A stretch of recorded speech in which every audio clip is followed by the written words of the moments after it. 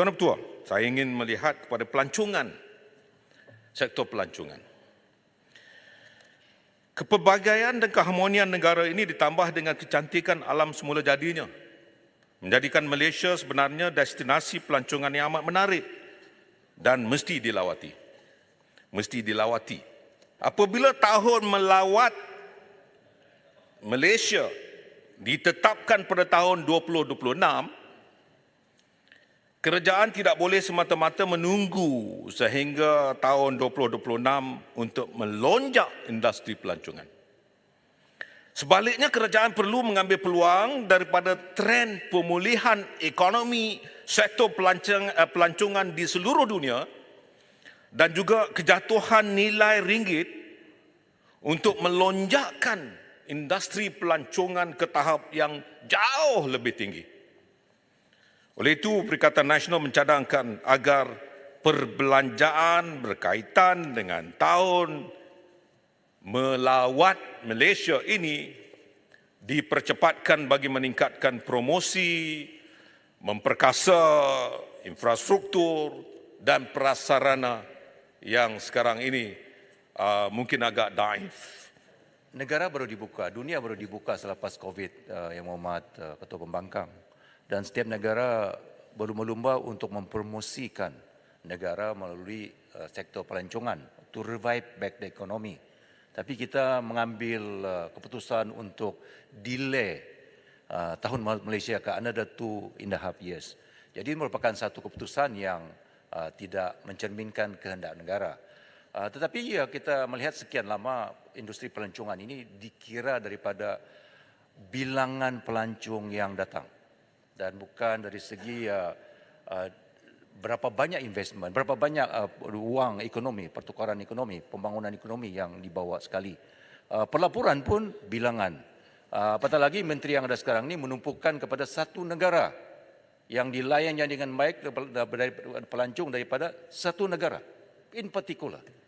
Dan bila pelancong-pelancong dari negara Islam yang tak sempat datang kerana kurangnya promosi, diblame katakannya negeri-negeri yang dipimpin oleh pembangkang Perikatan Nasional ini sebagai the hindrance, yang penghalang kerana dasar kerja negeri. Yang ini perlu dibetulkan.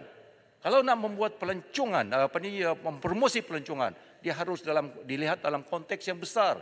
Malaysia sebagai sebuah negara, bukan disegmenkan negeri pembangkang, negeri kerajaan, negeri pembangkang. Tak boleh.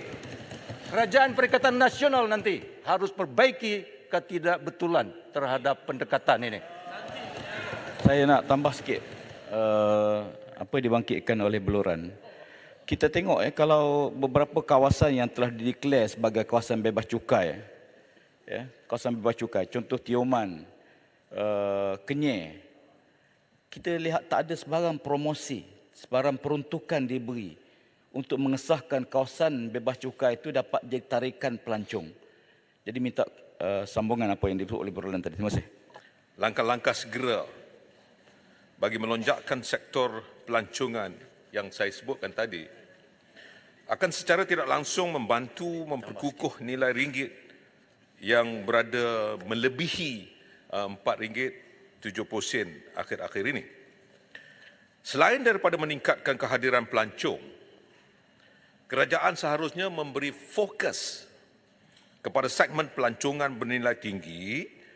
Sebagai contoh, pelancongan kapal mewah di Langkawi, pelancongan alam semula jadi seperti di Danum Valley, di Sabah, dan Taman Negara Gua Niah di Sarawak. Tanjung Karang. Gua Niah, speaker dia pergi. Itulah dia. Siapa? Tanjung Karang, celah sikit. Menyentuh tentang pelaburan pelancongan bernilai tinggi, Tanjung Karang ingin menyentuh sedikit berkenaan dengan health tourism. Setujukah Larut untuk kita mempromosikan health tourism sebagai nilai tambah bagi mendorong lebih ramai pelancong-pelancong asing datang melancong ke Malaysia sambil membuat rawatan-rawatan perubatan yang bernilai tinggi, bukan sekadar membuat medical check-up saja. Sebagaimana Thailand dan Korea memang cukup terkenal dengan health tourismnya. Terima kasih. Terima kasih. Tanjung Karang mencadangkan sesuatu yang baik dan kita bersetuju supaya kerajaan melihat semula akan health tourism ini dipertingkatkan. Bukan tak ada, tapi dipertingkatkan dengan lebih hebat dan dahsyatnya seperti Arau selalu sebut.